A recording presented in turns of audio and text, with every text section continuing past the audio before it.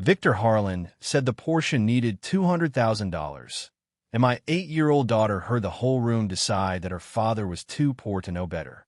It was 6:42 on a Thursday evening in Claire Winslow's private garage above the Monterey Cliffs, the kind of garage with polished stone floors, museum lights, and 6 empty bays waiting for cars that cost more than the building I lived in. The silver 1989 Porsche 911 Turbo sat in the center like a body at a wake, and Victor stood beside it in a navy suit, smiling at me like I was the stain on the floor. Or, he said, loud enough for the board members and lawyers to enjoy it. We can let the pickup truck mechanic touch it and watch him destroy the last thing her father left behind. Nobody howled. Rich people do not always laugh that way. They gave little polished breaths, little glances over champagne glasses, the kind of laughter that never raises its voice because it has never had to. Claire Winslow stood near the driver's door, fair-haired, still, and guarded, her cream coat buttoned tight like armor. She was beautiful in the way cold marble is beautiful, expensive, and untouchable. And when Victor cut me down in front of my child, she did not smile. But she did not stop him either. Ellie noticed that before I did. My girl stood beside my right leg with her copper washer bracelet twisted between both hands, the one she had made from scraps off my workbench, because she said old parts deserved a second chance. Her knuckles had gone pale around it. That was the first thing that hurt. Not Victor, not the room. My daughter watching me become small in the eyes of people who had never fixed anything with their own hands. Victor reached for the hood like the show was over, like the only thing left was for me to step backward into my proper place. But before the hood came down, the museum light caught something near the lower ground point. A crescent of heat-brown discoloration no wider than a fingernail. Wrong color, wrong angle, too fresh for the dust around it. Then the relay panel gave one dry little click, half a beat late, and my breath stopped. Not because I knew the whole answer. I didn't. A good mechanic does not pretend certainty before the evidence earns it. But I knew enough to understand that the most expensive diagnosis in that room was standing on top of something small, ugly, and hidden. Ellie whispered, "Dad, are they right?" I should have taken her home. I should have let Claire Winslow sign whatever invoice rich people sign when they're tired of being afraid. I should have protected my daughter from another room full of adults teaching her that money speaks first and working men apologize afterward. But Victor's fingers were still covering that mark, and that told me more than his $200,000 estimate ever could. Before I tell you what I said to him, do me one favor. If you have ever had to keep your hand steady while someone richer called you careless, subscribe. This story is for the people who get judged by their boots before anyone looks at their work. My name is Kayla Mercer. I'm 39 years old, a widower, and a single father. I run Mercer Analog Works out of a narrow building that smells like solder, old oil, burnt coffee, and the cereal Ellie eats upstairs before school. I do not guess. I listen, I measure, and I check the small things first, because old cars and children will both tell you the truth if you stop trying to impress the room long enough to hear them. So I laid one hand on Ellie's shoulder, looked at Victor Harlan, and kept my voice low enough that it would not shake. If you're right, I'll apologize in front of everyone. Then I pointed at the place he had tried to cover. But if you're wrong, this car doesn't need $200,000. For the first time all evening, Claire Winslow looked away from my shirt and into the engine bay. And Victor stopped smiling. That Thursday did not begin in a private garage above the cliffs. It began at 5:38 in the morning with the radiator in our apartment knocking like a loose rod bearing and Ellie standing barefoot in the kitchen, holding 2 slices of toast because the toaster had burned the first 2 black enough to set off the smoke alarm. We lived above Mercer Analog Works in a narrow 2-story building wedged between a shuttered upholstery shop and a tire warehouse on a street the city only remembered when it needed to ticket somebody. Downstairs smelled like oil, solder, brake cleaner, and old leather. Upstairs smelled like cereal, laundry soap, and the coffee I made too weak so it would last until Friday.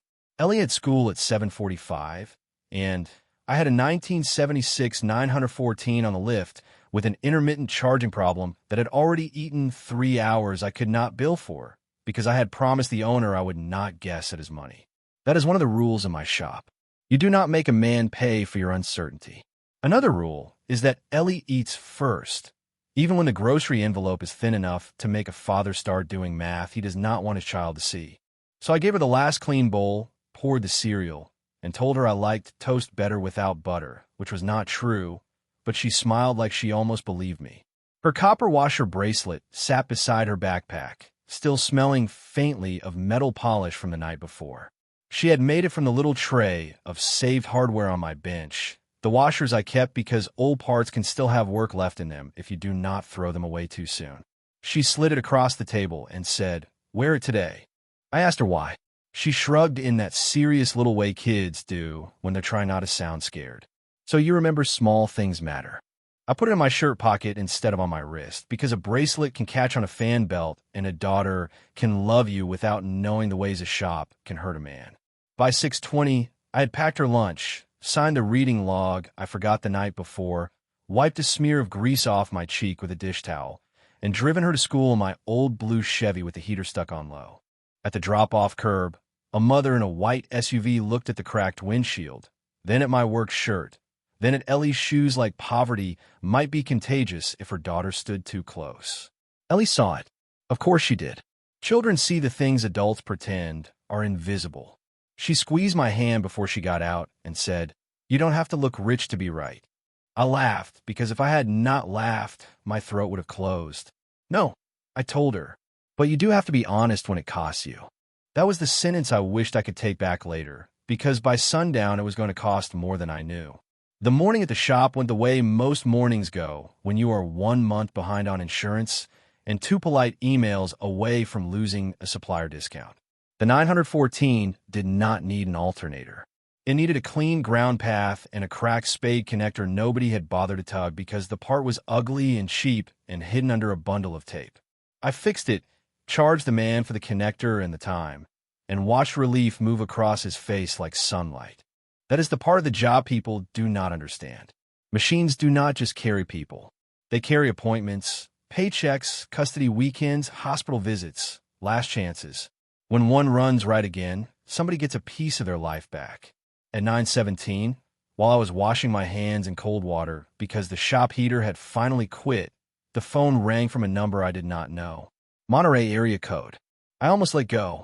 Then I saw the voicemail transcribe 3 words before the ringing stopped. Winslow Estate. Porsche emergency.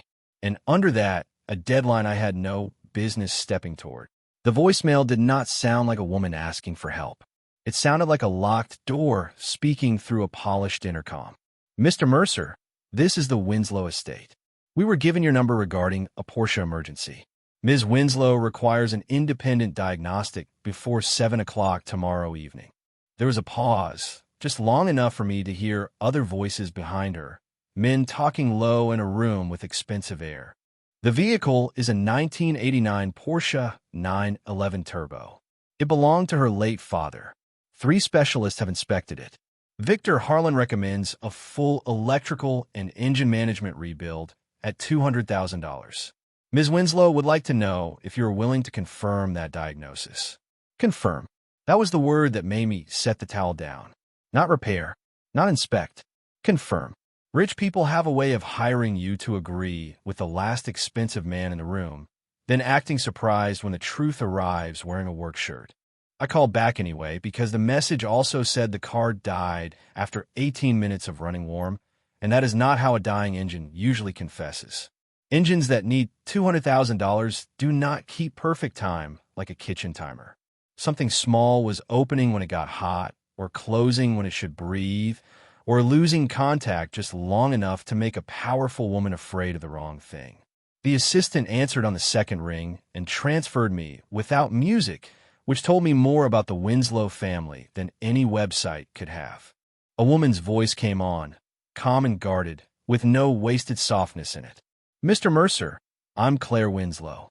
I could hear paper moving near the phone, maybe legal documents, maybe invoices. "I'm told you work on analog Porsches." "I diagnose them," I said. "If they need work after that, I do the work." Another pause. "And if Victor Harlan is right, then you should pay him. And if he's wrong?" I looked across my shop at the 914 cooling on the lift, at the cracked connector lying on the rag like a tiny piece of evidence nobody rich would have bothered to frame. Then you should know before you spend $200,000 being afraid. She did not like that. I could hear it in the silence. But she did not hang up. She told me the Porsche had to start during charity unveiling Friday night, in front of the Winslow Meridian Board, donors, physicians, and half the people in Monterey who like to be photographed near generosity. Her father's trust had a clause tied to the car and the launch of the medical foundation. If the unveiling failed, control could shift to a board committee chaired by the same people pushing Victor's repair order. It sounded ridiculous. It also sounded exactly like the kind of ridiculous rich families write into legal documents when grief and money sit at the same table. I almost said no. Then I looked at the copper washer bracelet in my shirt pocket, the one Ellie had given me that morning, and I thought about what she had said. Small things matter. At 3:12, I picked her up from school instead of leaving her with Mrs. Alvarez because the sitter had a dentist appointment and I did not have money for another favor I could not repay. Ellie climbed into the Chevy, saw my tool roll on the seat, and asked, "Is it a bad one?" "It's a rich one," I said. She thought about that all the way through traffic, her backpack on her knees, her bracelet back around her wrist. Then she said, "Rich things can still be hurt, right?" I did not answer for a moment. "Everything can," I said. "But hurt doesn't give people permission to lie." By 5:58, the road had turned from cracked asphalt to smooth private pavement, and the ocean flashed silver between cypress trees taller than telephone poles. The gate at the Winslow estate opened without a sound. A security guard looked at my truck like it had leaked in his driveway before it even stopped. Beyond him, the house sat white and still above the cliffs, and behind it, through glass walls, I saw the garage lights shining down on the silver Porsche. Claire Winslow stood beside it with her arms folded. Victor Harlan stood beside her, already smiling.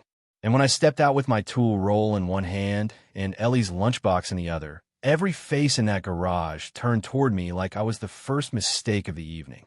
The first thing the Winslow garage did was make my truck sound ashamed of itself. The old Chevy ticked and rattled as it cooled on the stone drive, a tired blue machine with a cracked windshield and a heater that only worked when it felt merciful, and 50 feet away a row of imported cars sat behind glass, so clean they looked untouched by weather, debt, or anyone's actual hands. A man in a black suit stepped between me and the open garage door before I had both boots on the ground. He looked at my tool roll, then at Ellie's lunchbox, then at Ellie.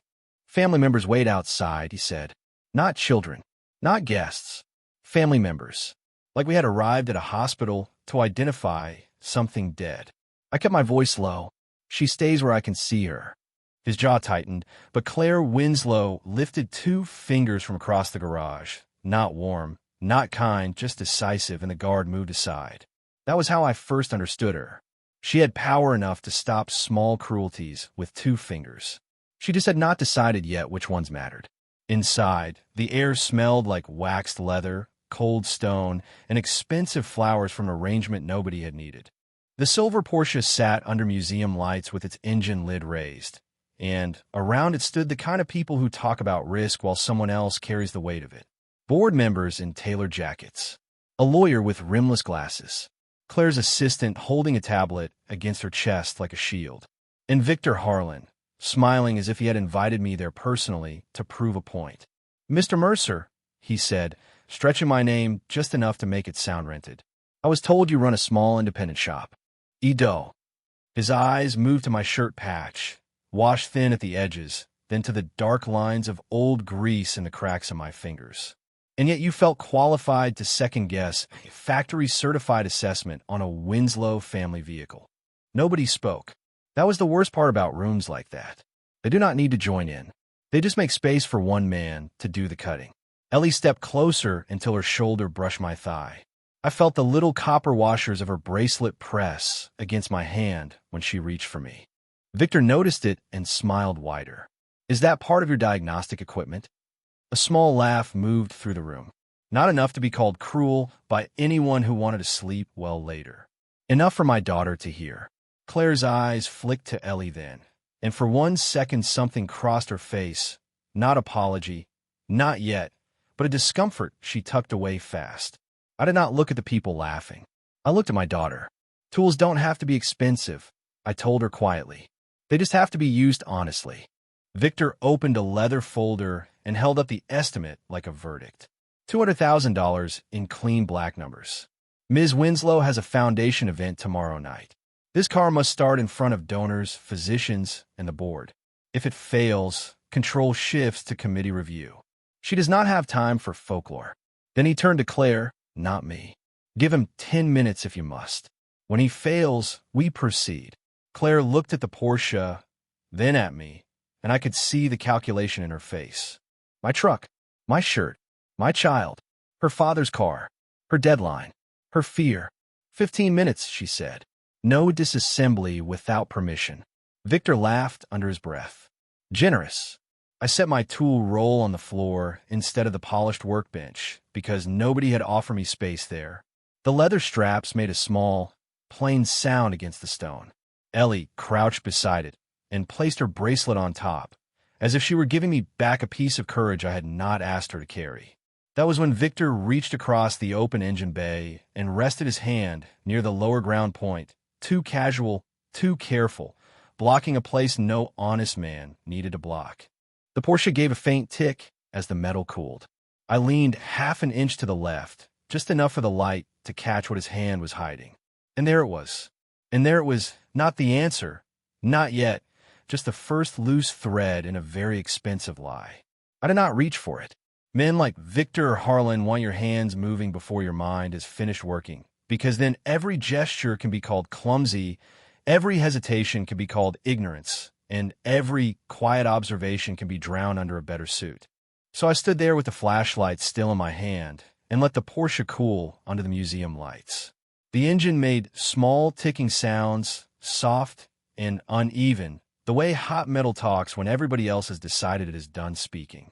Underneath that, beneath the perfume of waxed leather and cut flowers and the clean, cold smell of money, I heard the relay panel click again, a little late, like a tired man answering a question he had been asked too many times. Victor checked his watch. Your 15 minutes are becoming theater, Mr. Mercer. I nodded, opened my tool roll, and took out my old fluke meter with the cracked yellow case. One of Ellie's dinosaur stickers was still half stuck near the dial, faded almost white from years of brake cleaner and sun. A man behind me gave a small laugh. I did not turn around. Some laughs are traps. If you answer them, you step inside. Ellie stayed close to the tool roll with her copper washer bracelet in her palm, the little rings dull and uneven from the scrap tray on my bench. When my flashlight touched the lower ground point, she saw what I saw before anyone said a word. Not the technical part. She was 8, but she saw the wrongness of it. The screw head was too clean. The contact washer had a brown crescent at the edge, heat dark but not old, and the braided metal beside it was smoother than the hardware around it, like a new patch sewn into an old coat by someone who hoped nobody would look at the stitching. Dad, Ellie whispered, that one doesn't match. The room went quiet in a way I felt more than heard. Victor laughed once, short and dry. Children are not inspectors. I kept my voice even because my daughter was listening and because anger would have made him look reasonable. No, I said, but she knows when something has been replaced. Claire's eyes moved from Ellie's bracelet to the place my light was holding. She did not trust me yet.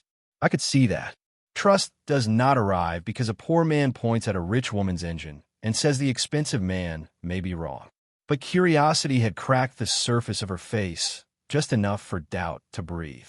I clipped the black lead to a clean case ground and asked for accessory power, nothing else. Claire looked at her assistant.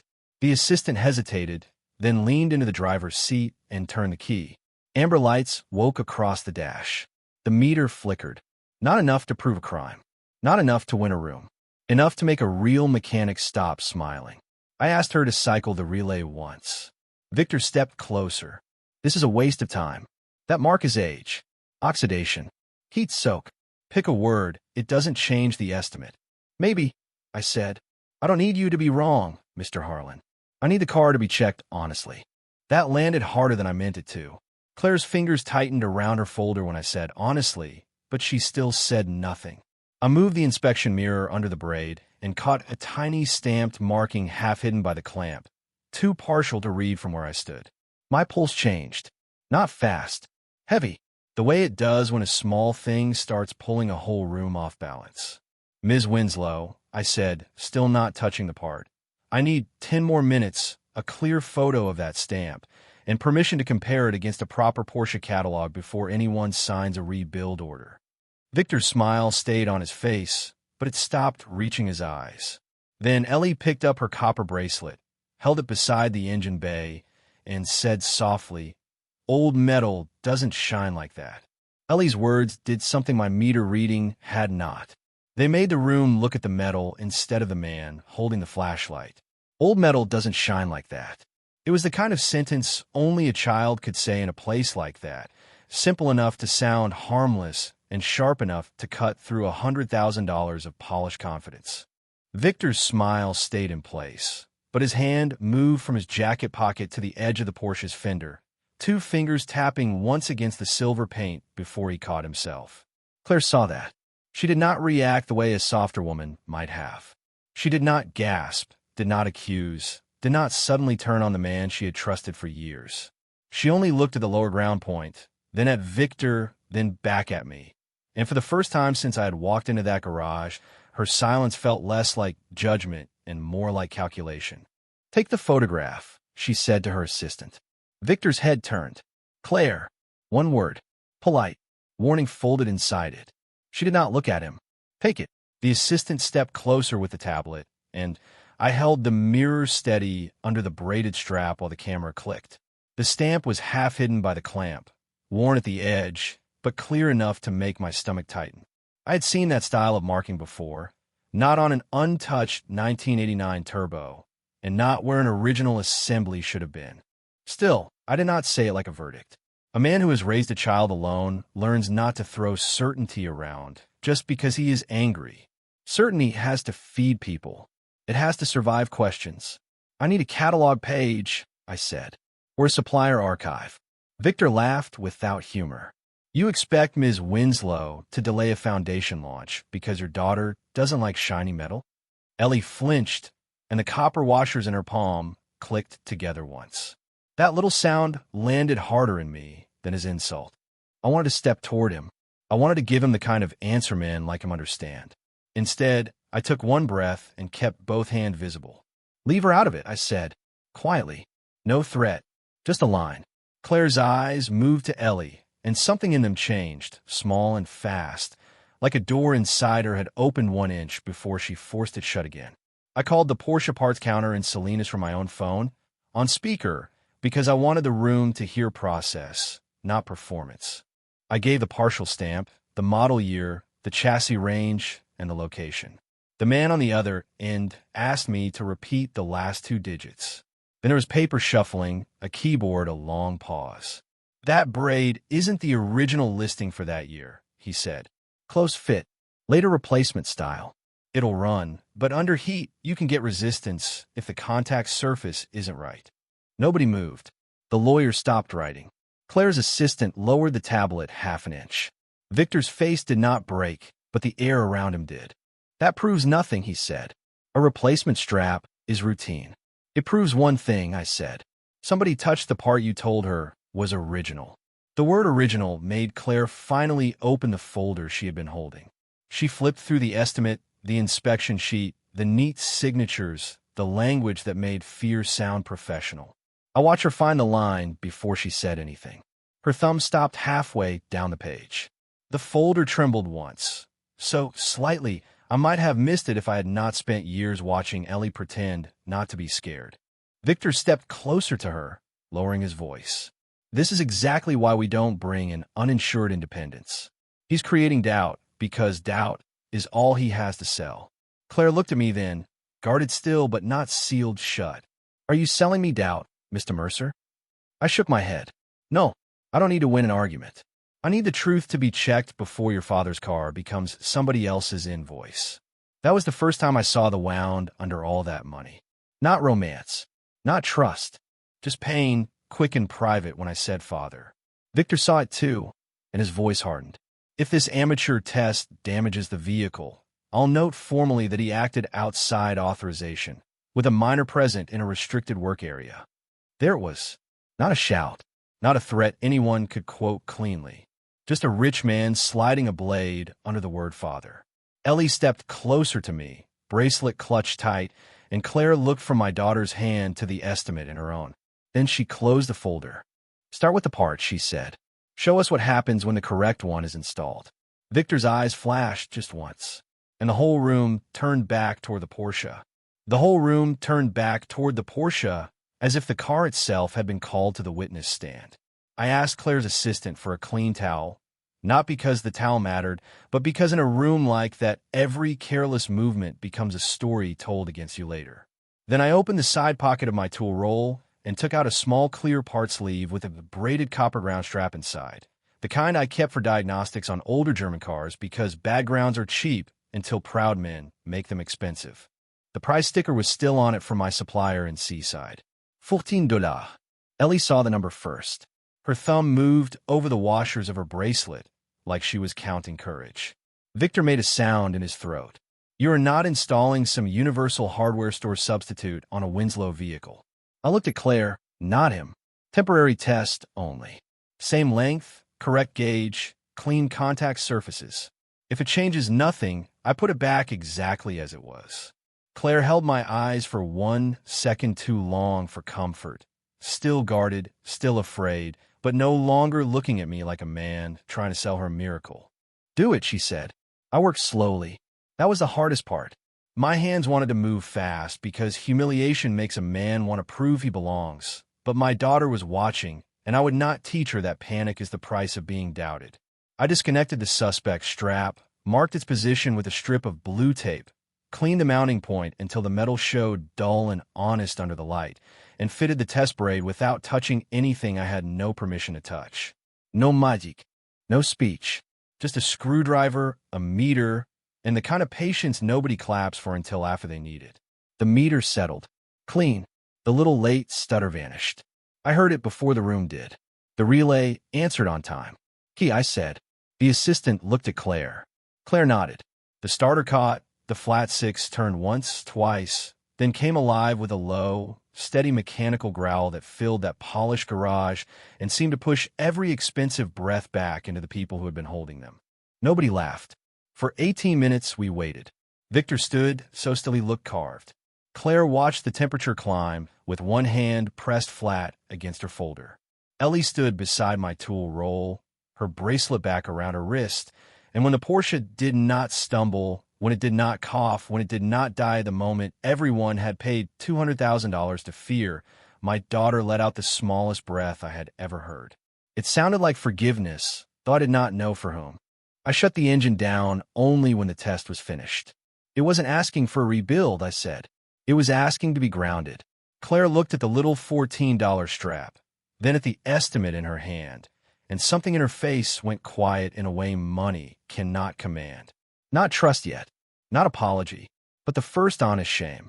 Then the lawyer cleared his throat and opened the front compartment to check the service kit, and a small plastic bag slid out from behind the spare tire. Inside it was an older braided strap, cut clean through the middle. The room changed temperature. Victor moved first. That could have come from anywhere. But his voice had lost its shine. Could it not pick up the bag? She looked at me instead.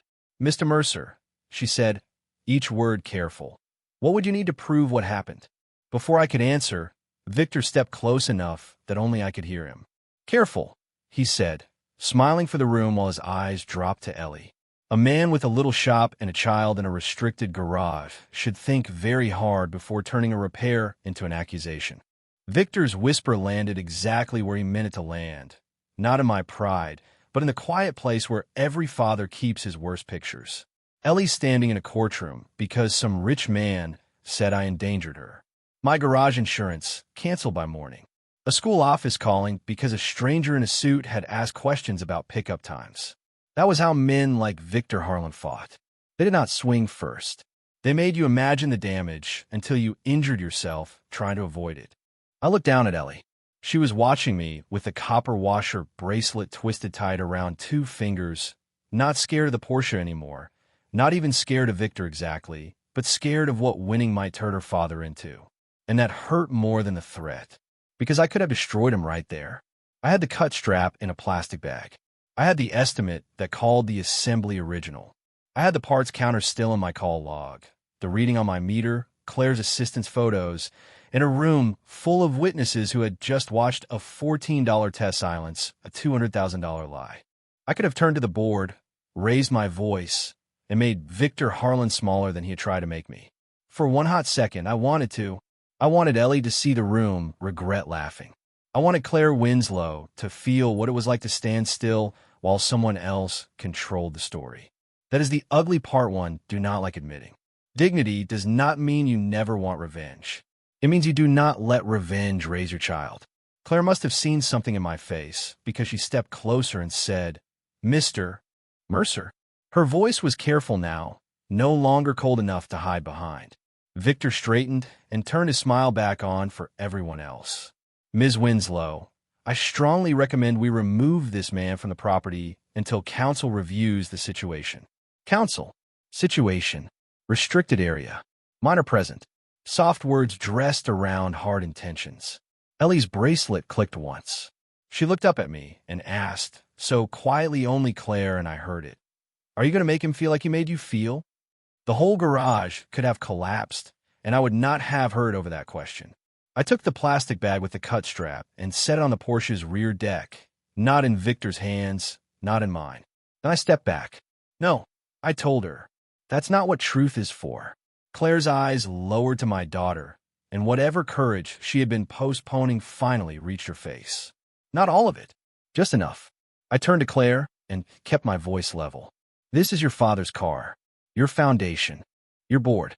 I'll document what I found, and I'll testify to the test if I'm asked.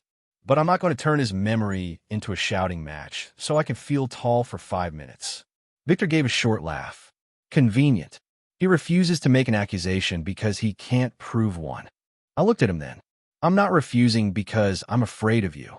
That was not entirely true. I was afraid. My hands knew it. My stomach knew it. Ellie probably knew it too. I'm refusing to become you in front of my daughter. The silence after that was different from the silence after the engine started. That one had been surprise. This one had wait. Claire opened her folder again, pulled out the estimate, and placed it beside the cut strap. Her assistant lifted the tablet without being told, the photo of the partial stamp still bright on the screen. The lawyer stopped looking at Victor and started looking at the papers. Victor's smile thinned to nothing. "Claire," he said, warning again. She did not answer him. She looked at me, then at Ellie's bracelet, then at the silver Porsche breathing heat into the polished air. "Tomorrow night," she said, her voice low enough that only the front row of that room heard it. "This car starts at the unveiling. And before it does, my board is going to hear exactly who tried to make sure it wouldn't." I picked up my tool roll with one hand and Ellie's lunchbox with the other, and for a moment I did not know whether I had saved us or ruined us. Then Claire's assistant stepped between Victor and the garage door and said, "Mr. Mercer, please don't leave yet." Claire's assistant did not stop me because the room needed another mechanic. She stopped me because, for the first time that evening, Claire Winslow needed a witness who had nothing to gain by lying. We stayed until the garage lights turned cold and the ocean beyond the glass went black. I wrote down exactly what I had tested, what I had touched, what I had not touched, the partial stamp, the supplier confirmation, the voltage drop, the replacement strap, and the cut original found behind the spare tire. No adjectives, no revenge, just facts clean enough to stand without my anger holding them up. The next night, at 7 o'clock sharp, the silver Porsche sat at the center of the Winslow Meridian charity unveiling under brighter lights, surrounded by donors, physicians, board members, cameras, and people who had never wondered what a ground strap was until a $14 part made their $1 million room feel uncertain. Ellie stood beside me near the back, wearing the same copper washer bracelet, her thumb moving over each uneven ring. Victor Harlan was there too, not beside the car this time, beside the lawyers. That told me enough. Claire walked onto the small platform in a dark blue suit, her face guarded but different, like someone had spent the night deciding which version of herself she could still live with in the morning. She spoke first about her father, not as a name on a trust, but as a man who used to drive the Porsche too slowly on Sundays because he said machines deserved respect after working hard. Then she looked across the room and found me. Not over me, at me. "Yesterday," she said, I allowed expertise to be confused with status. I allowed a man in a worse shirt to be treated as if his dignity was cheaper than the car he came to inspect. The room went still. Ellie's hand found mine. Caleb Mercer identified the failure, documented it, and refused to turn my father's memory into a public humiliation when he had every reason to do so. She did not say, "I saved her." She did not make me a fairy tale. She made it worse for the people who had laughed because she made it honest. The lawyers handled the rest. Victor's repair authority was suspended pending review. The board froze his access to the collection and opened an investigation into the estimate, the false original notation, and the cut strap. Nobody dragged him out. Nobody shouted.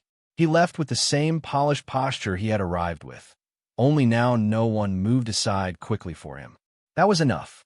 When the Porsche started in front of the donors, its engine did not roar like victory. It settled into a steady idle, warm and alive, and Claire closed her eyes for one breath like she was hearing her father answer from somewhere far away. Afterwards, she offered to cover my shop debt, my insurance, Ellie's school, more money than I had ever seen written in one place. I looked at the check, then at my daughter. Ellie was watching the bracelet on her wrist, not the numbers. So I gave it back. "Pay the invoice," I told Claire. "The real one." Her face tightened with something like guilt, but she nodded. "Then let me do this differently," she said.